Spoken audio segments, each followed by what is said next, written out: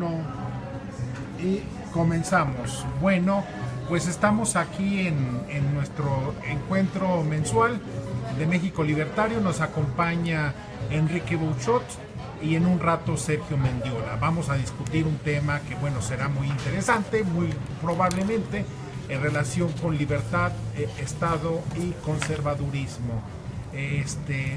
Digo quién es Enrique Bouchot y enseguida algunos datos también de Sergio Mendiola. Enrique Bouchot es un abogado.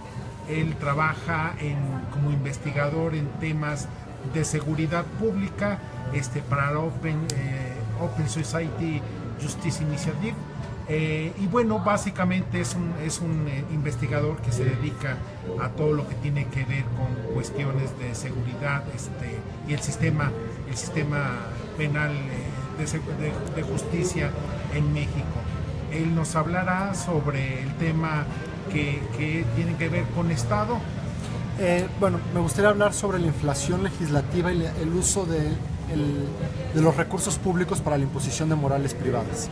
Bien, y en el caso de Sergio, que en un momento nos acompañará, Sergio Mendiola Haro, bueno, él es un investigador en temas relacionados con el liberalismo y tendrá a su cargo la parte que se relaciona con cuál es el vínculo que existe entre libertarismo y conservadurismo, una postura en la cual hay muchas posturas muy encontradas, pero bueno, iniciamos. Enrique, muchas gracias por acompañarnos, te agradecemos mucho tu compañía.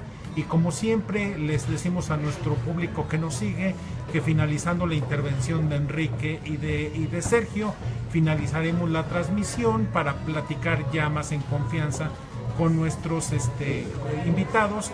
Si alguien quiere externar durante la transmisión alguna pregunta, alguna duda, con mucho gusto lo haré, y la idea es que, bueno, también nos acompañen en nuestro siguiente evento en el mes de julio, y muy probablemente, que ya está muy confirmado, el evento que vamos a tener el 31 de julio en relación con el aniversario 105 de Milton Friedman, con Gustavo Zabaleta y con Jorge Triana, que ya están confirmados. Entonces iniciamos, por favor. Muchas gracias. Bouchot. Muchas gracias, Víctor, gracias por la invitación, gracias a quienes nos escuchan por Facebook y a quienes pudieron venir en persona. Bueno, yo quisiera, los temas a abordar y las posibilidades para abordar cualquier tema relacionado con los libertarios es gigantesca. Yo quería hablar un poco sobre cuál es la función del Estado, pero ese es el centro de la discusión libertaria y de la discusión socialista, y es un lugar común. También es un lugar común en el tema libertario. ¿Quién le da la libertad a quién? ¿El Estado al individuo o el individuo al Estado? Inclusive existen dos corrientes ideológicas sobre el origen de la libertad. La que llaman continental, que es de la Europa continental, que se refiere, inclusive crean una teoría muy rara sobre la doble soberanía, donde hay un soberano, vamos a llamarlo representante de la tribu, quien por el solo hecho de ser soberano es quien concede la libertad, y por otro lado un proceso de legitimidad desde la ciudadanía hacia el soberano. El otro paradigma de libertad lo llamaremos el anglosajón, y ese es muy simple: el individuo enajena una fracción muy pequeña de su libertad para permitir ciertas reglas del juego.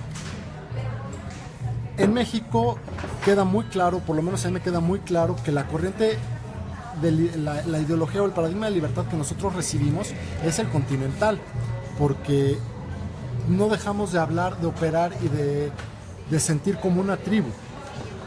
Y con esto quiero empezar a ya tocar sobre los temas que yo quiero abordar.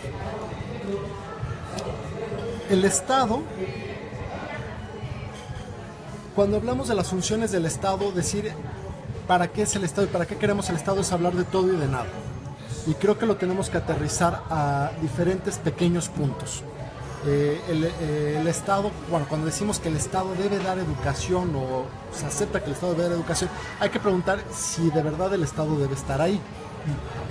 en salud, en el tema salud, en el tema de seguridad, en el tema de justicia, en todos los temas, y no solo hablar de la función del Estado en lo general, sino del Estado en cada uno de los sectores en los que él está. Mientras sigamos nosotros manteniendo una visión amplia de la función del Estado, yo creo que es una discusión que podemos tener por siglos y siglos y nunca llegar a nada, y desde Platón a Friedman podemos seguir discutiendo eso, pero en la práctica y en la operatividad no significa nada. Ahora, el Estado actúa en tantos campos que tampoco es posible abordarlos en una sola sesión.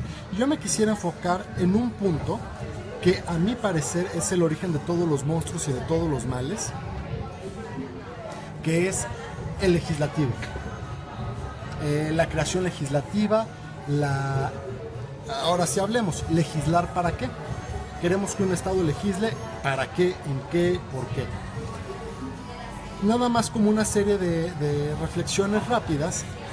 El poder legislativo en México yo creo que es el poder menos revisado, es el poder que menos estamos pendientes de qué hace. Estoy seguro que poca gente, contados con tal vez las manos de todos los que estemos aquí, sabe quién es su diputado, su senador, y mucho menos qué es lo que hacen, qué votan, qué proponen, quién va. Pero estamos hablando que es un poder, una rama de la administración donde la Cámara de Diputados nos cuesta, digo, en un cálculo rápido, sin profundidad, habría que detallarlo un poco más, 29 millones de pesos diarios. Y el Senado nos cuesta 18 millones de pesos diarios. Estamos hablando que cuando se plantea una estupidez como lo de los tatuajes, la discusión de esa estupidez nos está costando 2 millones de pesos por hora. Cuando estamos hablando de un coste para la creación de leyes de tal magnitud, creo que deberíamos tener un poco más de atención a qué es lo que están haciendo. Dos fenómenos, desde mi perspectiva y para el interés libertario, caracterizan por lo menos al proceso legislativo en México. Uno es la inflación y, si me lo permiten, la hiperinflación normativa.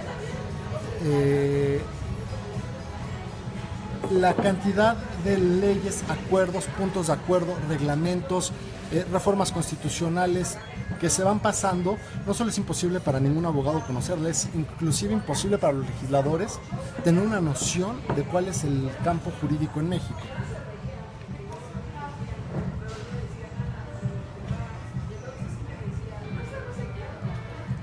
Y el problema es que desde el legislativo es desde donde se diseñan las instituciones y desde donde se diseña el actuar del Estado. Entonces, cuando cuestionamos, o desde mi perspectiva, cuando se cuestiona el Estado para qué y cuál es la función del Estado, tenemos que cuestionar al legislativo. Cuando podemos criticar abiertamente en esta mesa, yo lo hago en esta mesa y lo hago en todas, el actuar de la policía y el actuar del ejército. Queremos realmente un sistema de seguridad donde no se dé una prevención, sino se dé, en el mejor de los casos, una pax coactiva o una pax policial, pero eso no tiene nada que ver con las decisiones que pueda tomar un secretario de Seguridad Pública o un secretario de la Defensa, dado que el marco normativo y las definiciones de política pública que ellos están implementando vienen dadas desde un legislativo al cual nadie supervisó y nadie está supervisando. Quiero yo poner ya con esto. Sé que el tiempo es limitado y me gustaría yo abarcar todo lo que se pudiera abarcar, pero a la par de la inflación o hiperinflación legislativa, quiero hablar yo de otro fenómeno muy particular del legislativo. Creo que es el legislativo en general en América Latina, pero bueno, mi interés es México, y es cuando el legislador se autonombra vocero de la tribu o profeta o iluminado, donde se erige en una especie de Moisés o de Mahoma o de apóstol que se siente iluminado y empieza a dar una doctrina moral. Cuando los legisladores intentan convertir a los jueces en una especie de sacerdotes seculares o sacerdotes modernos, y donde le dan a los abogados la posición de intérpretes de la moral en vez de intérpretes de la ley, es aquí cuando ya empieza a haber un problema, y un problema, a mí me parece a todas luces gravísimo. Algunos casos que intenté yo hacer una recopilación de todas las propuestas que ha habido este año legislativas que tienen carácter moral, y la verdad es que me cansé un poco de la compilación, pero me acuerdo de algunas. La primera, más allá de la posición que podamos tener del aborto, lo que llama, estemos a favor o estemos en contra, en 26 estados se permite el aborto cuando la mujer tiene buena fama. Estemos en contra o estemos a favor, no podemos permitir que el criterio sea tan subjetivo. ¿Mala fama de qué? Mala fama sexual, bueno, a lo mejor a criterios de quién, del novio despechado o del actual amante o del actual amante. Mala fama el Bester Gordillo, mala fama la gaviota. ¿Qué es mala fama? Entonces le estamos dando a quién, al juez, al abogado, el poder de juzgar lo que es una fama, cuando esto es totalmente un carácter moral. La norma debe ser sobre situaciones objetivas que puedan ser comprobables de forma objetiva para que el juez pueda dictar una verdad jurídica objetiva. Si no, estamos hablando de una injusticia. Otra que a mí me parece, además de ridícula, con ganas de verdad de tener una entrevista con los diputados que la propusieron, que fue el intento de prohibición o de multar a quien se hace un tatuaje, a los que hacen tatuajes. No, puedo yo no estar de acuerdo en marcar la piel, o puedo estar de acuerdo, pero no tiene por qué un legislador andarse metiendo en algo que ni siquiera tiene por qué estar en una ley. Y la justificación de que el tatuaje lleva a un desgarre del tejido social, o llevará a un desgarre del tejido si se hace mal, pero del tejido individual, no del tejido social. Estos dos son dos casos que me parecen paradigmáticos por lo ridículo, pero lo podemos seguir aterrizando y concretando en muchísimas leyes realmente absurdas. Vamos a hablar en el punto en el que el Estado es omnipotente, donde el Estado se erige como el más temible de los leviatanes, que es el derecho penal y la seguridad pública. Uno de los criterios para imponer la prisión preventiva de oficio es aquella que se te impone nada más por estar siendo investigado por un crimen. Es que haya sido cometido con medios violentos. Bueno, a mí me encantaría que el legislador que puso eso en la Constitución me pudiera explicar qué es un medio violento cuando el crimen en sí es una cosa violenta. Y hay interpretaciones tan vagas como el uso de malas palabras o algunos jueces más conservadores el uso de una pistola. Actualmente se está discutiendo una serie de reformas a este paraguas de la prisión preventiva oficiosa que permitiría tapar la ineptitud del Estado a través de imponer la prisión preventiva oficiosa a una cantidad muy alta de delitos. Pero bueno, regresando al tema, el uso de recursos públicos para la imposición de morales privadas. En última instancia, ¿qué significa esto? Significa que los legisladores hablan como una tribu, son nuevamente, insisto, los profetas de una tribu, que intentan homogeneizar no solo una serie de conductas. El derecho tiene como objetivo regular conductas. Haces algo, hay una consecuencia buena, mala. No sé, hay una serie de regulaciones a los bancos que no son castigos, son procedimientos. Regular procesos, regular conductas. ¿Y qué pasa cuando la regulación de conductas va más allá de la regulación de conductas entre las personas? El matrimonio que yo pueda celebrar, el contrato que yo pueda celebrar, la cuenta de banco que yo pueda abrir, es una relación entre personas, entre mi pareja, entre la institución financiera y entre con quien esté comprando una casa. Pero cuando se regulan las relaciones que yo debo tener para conmigo, no tatuarme es una, no comer sal es otra prohibición maravillosa, la prohibición no intoxicarme, si yo me quiero meter cemento por el ojo soy muy libre de hacerlo. Es una relación mía conmigo y de la forma en la que yo me relaciono con mi cuerpo. Pero hay otras, estaba yo revisando unas estadísticas de delitos en Yucatán y hay una serie de personas que están siendo investigadas por el delito de intento de suicidio. Se castiga con la muerte. O poco falta. Pero llegamos al ridículo que estas personas se otorgan a sí mismas el perdón por el intento del suicidio, entonces la investigación ya no puede seguir.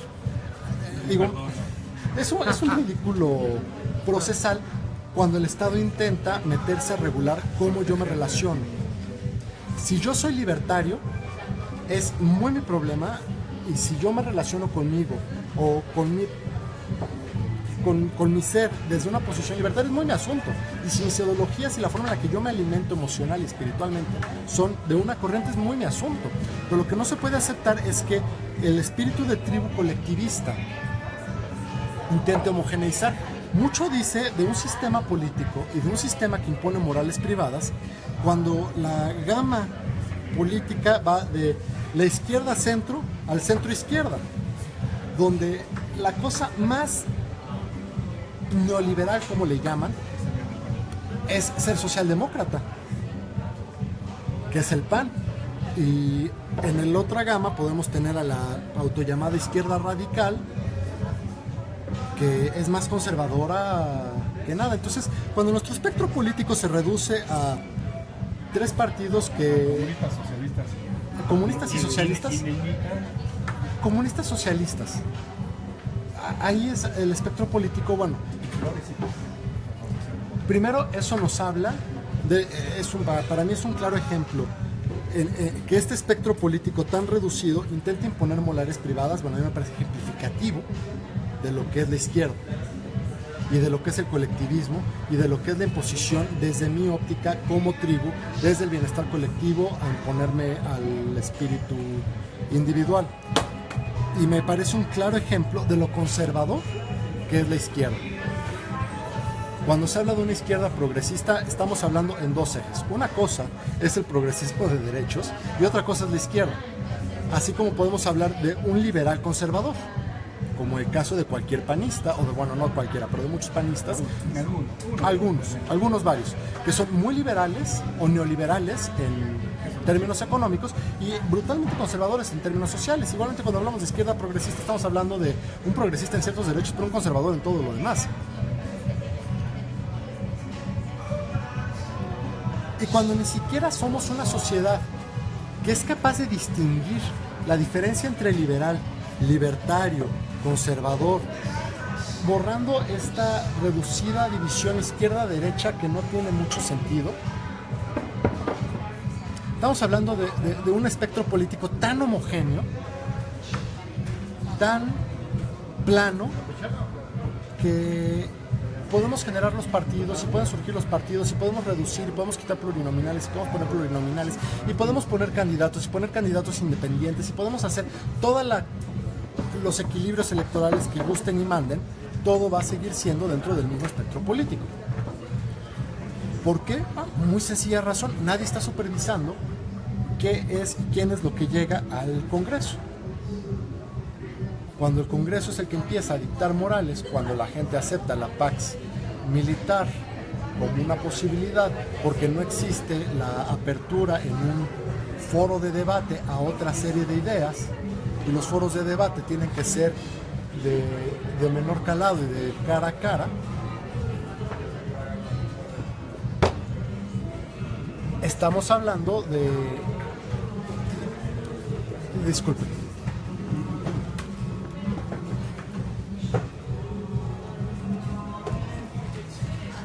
Estamos hablando de la imposición de morales privadas, y donde cualquier hora de discusión sobre la moral nos está costando 2 millones de pesos a todos los que financiamos, y ninguno de nosotros está enterado de qué es el punto religioso que ahorita se está tratando en nuestro Congreso. Intentando redondear las ideas, la pregunta que a mí me queda abierta y que debe haber una discusión, y que creo que es un punto a debatir en siguientes ocasiones, es: es muy fácil pasar del orden social tribal a un orden social de Estado, nada más hay que aumentar la población, pero ¿se puede sacar la sociedad de un Estado tribal?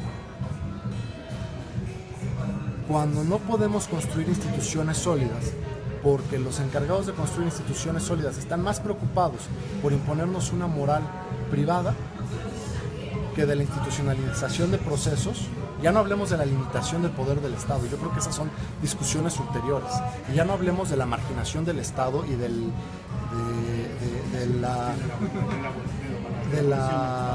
que el Estado se vaya cediendo sus rectorías económicas, sus rectorías educativas. Eso es una discusión muy lejana. Primero tenemos que hablar de la creación de instituciones que empiecen a regular al Estado. Pero no podemos hablar de eso mientras nadie esté abriendo la caja negra de los 628 sacerdotes que elegimos cada determinado tiempo. Yo con eso quisiera un poco concluir y más bien abrir a preguntas, porque creo que divagué, quise abarcar demasiado y no concreté nada. Ahorita seguimos en preguntas al final y seguiría Sergio con tu tema que ya se encuentra aquí, nada más recordándote, Sergio, 15 minutos, por favor. Ok, a ver, primero que nada, creo que hasta fue bueno que no estuviera antes, entonces los temas a lo mejor no van a estar, aunque se parecen. Entonces, antes que nada, paciencia, prudencia, no es cierto. Bueno, a ver, para empezar voy a hablar de, primero que nada, ideas conservadoras, o sea, el canon del conservadurismo, y lo importante será que no nos vayamos por cuál fue la práctica a lo largo de estas casi 200 años de que existe el conservadurismo. O sea, de tarde o temprano llega, bueno, pero en la práctica los liberales hemos sido unos hijos de la fregada, entonces no importa, ¿no? A ver, el conservadurismo nace a partir de la Revolución Francesa. Previo a la Revolución Francesa no hay conservadurismo. Quien diga lo contrario está en un error muy fuerte, porque es una respuesta directa. El primer texto de la Revolución del conservadurismo, digámoslo así, es Reflexiones sobre la Revolución Francesa de Edmond Burke. Es el que da el origen a todo el canon. Ahora, sí hay precedentes en cuanto a filósofos como Hooker o incluso la Declaración de Independencia de Estados Unidos, más como una reacción conservadora hacia la innovación gubernamental que como una revolución, como muchos lo quieren plantear. Lo básico es que proviene de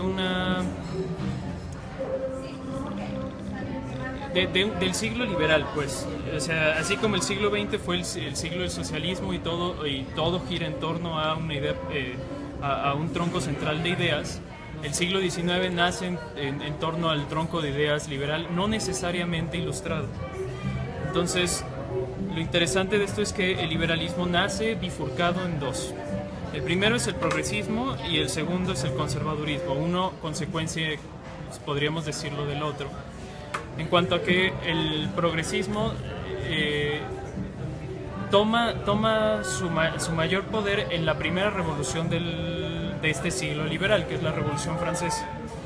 Por ejemplo, la Revolución Francesa tiene su documento más importante, que es la Declaración de Derechos del Hombre y del Ciudadano, en el cual declara que todos los hombres nacen y mueren con los mismos derechos y son iguales, pues.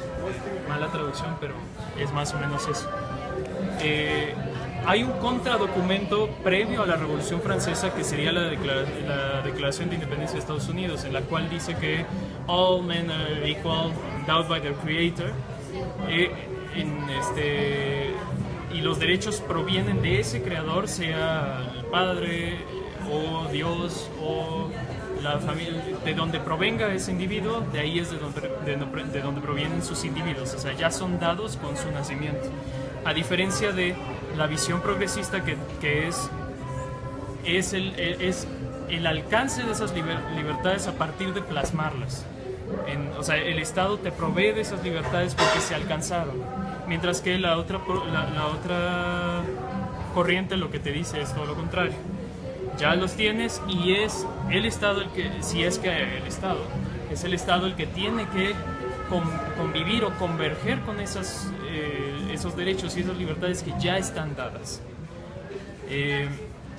Pero particularmente hay un problema. Generalmente se confunden conservadores con monarquistas, por ejemplo, lo cual no es lo mismo, y hay ejemplos muy interesantes mucho más que prácticos, más hasta teóricos, que suceden, por ejemplo, en tiempos de Bismarck.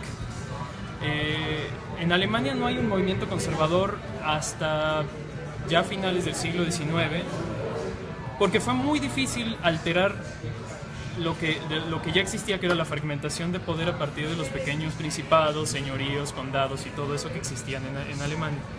Entonces, cuando Bismarck intenta hacer una especie de innovación gubernamental, que es la creación del Segundo Reich, lo que hace es intentar destruir a los elementos conservadores con algo llamado Kulturkampf o guerra cultural,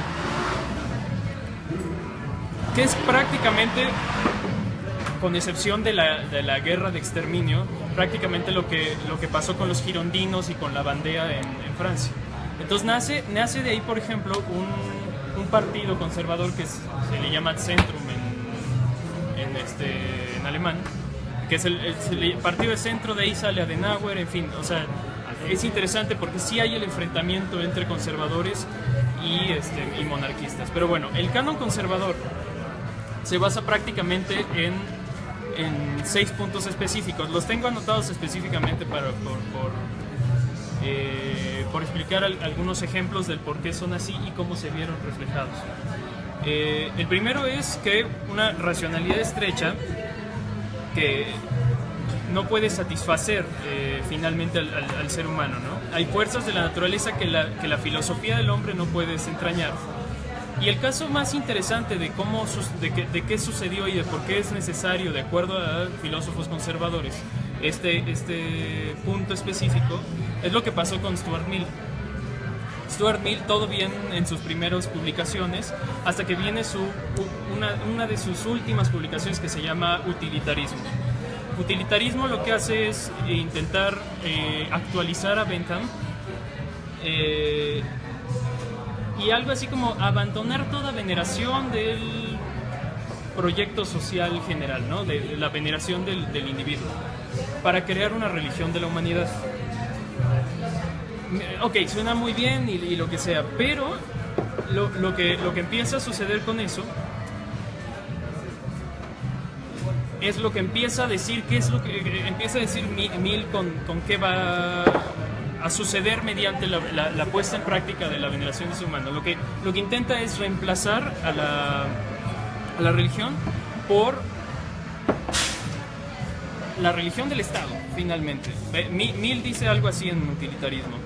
Estos seres superiores, refiriéndose a los religiosos de la humanidad, por decirlo algo así, progresando materialmente, solucionarán todo mal de la humanidad y abolirán todo sufrimiento presente.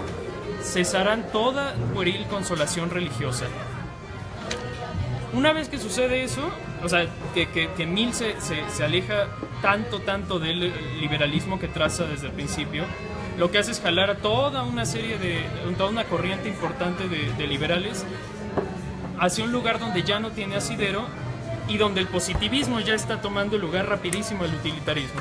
Entonces el positivismo viene a ser la ideología dominante. El positivismo es una evolución lógica de las doctrinas de la Revolución Francesa. Entonces, evidentemente, no pasa mucho desde que una de las corrientes principales del liberalismo, por ejemplo, Gran Bretaña o en México, abandona el liberalismo y se vuelve positivista. Lo siguiente es socialismo y se acabó. Entonces, hay filósofos utilitaristas que intentan darle la vuelta a Mill en su momento, pues. Eso es bastante interesante y es algo que se tiene que revisar mediante eso, ¿no? O sea, sí, el conservadurismo cree en esta cuestión de que tiene que haber algo inmanente en la moral, o sea, que tiene que haber una tradición para poder continuar y hacer cosas que duren, pero bueno. El segundo punto, o sea, son 6, estos van más rápido, yo sé que tengo 15, generalmente.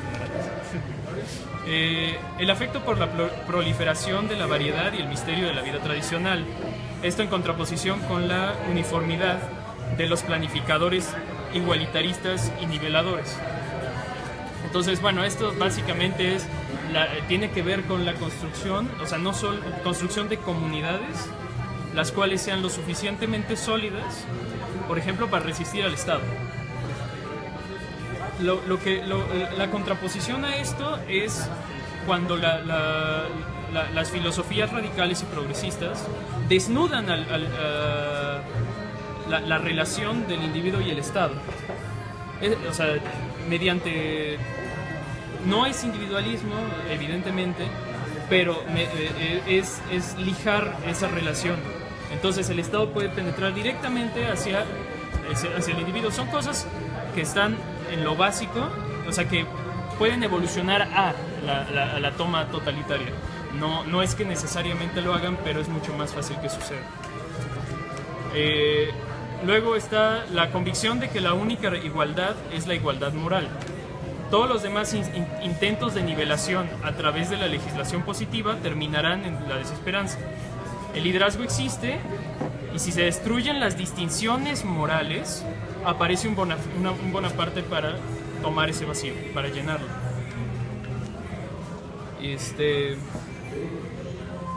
La fe en la prescripción, la desconfianza en los sofistas y en los hedonistas.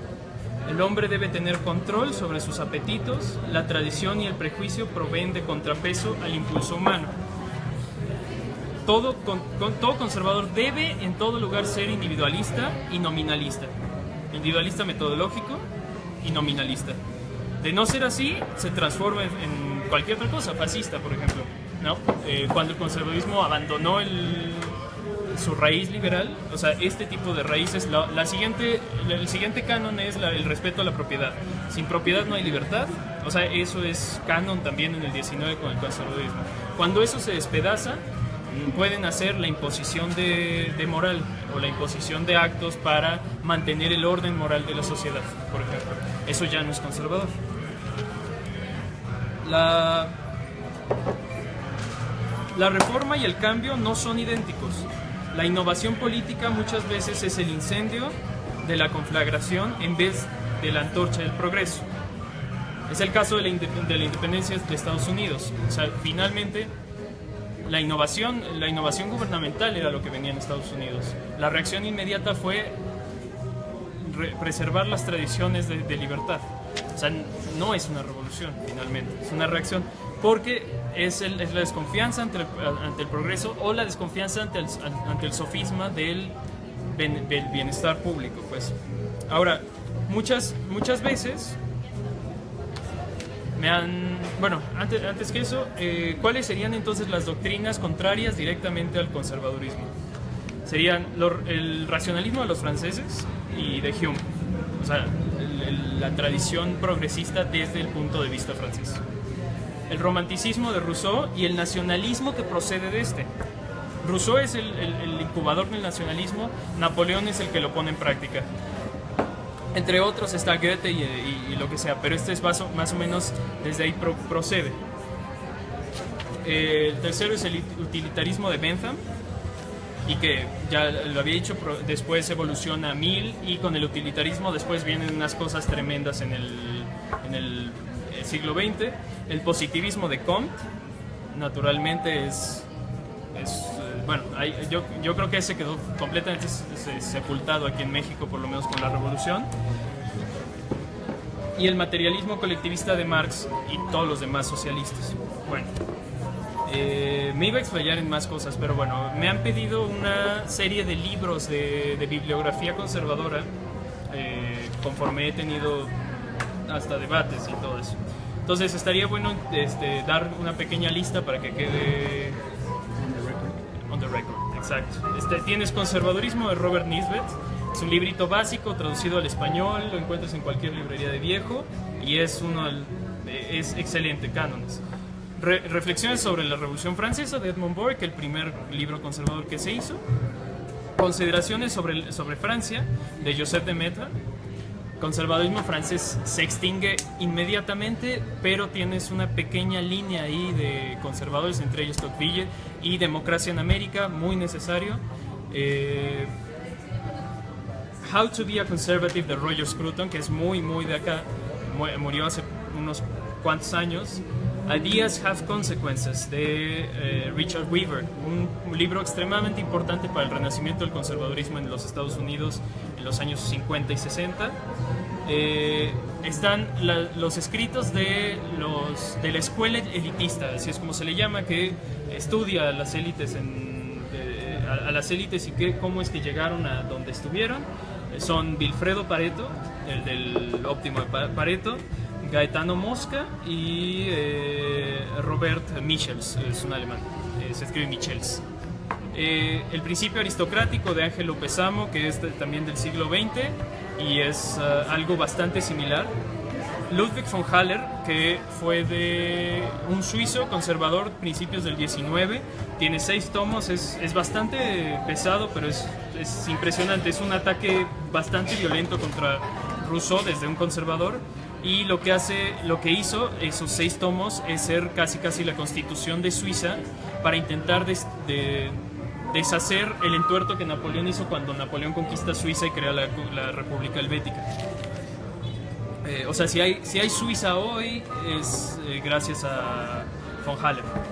The Right Nation, este es un libro sabrosísimo de 2 periodistas. Uno es John Micklethwaite, que traza toda la historia del conservadurismo gringo en su forma práctica y de cómo se llama The Right Nation, la tradujeron como la nación conservadora.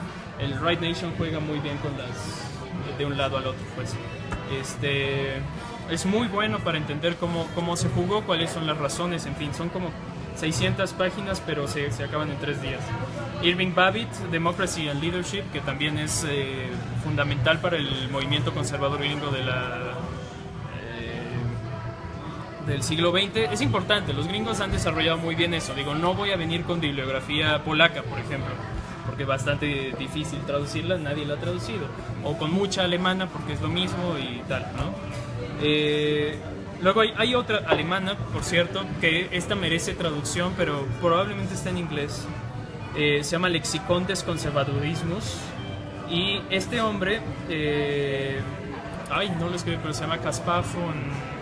se me acaba de ir el nombre, pero Caspar von... es bastante, no hay muchos Gaspares por allá.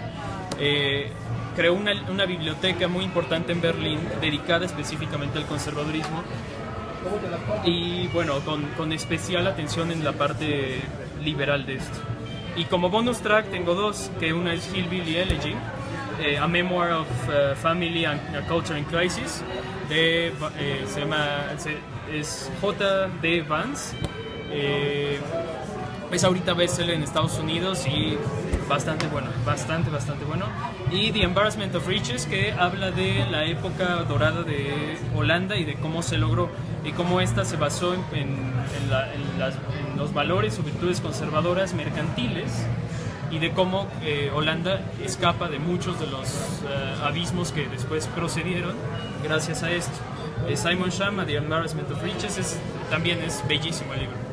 Eso es todo. Bien, muchas gracias.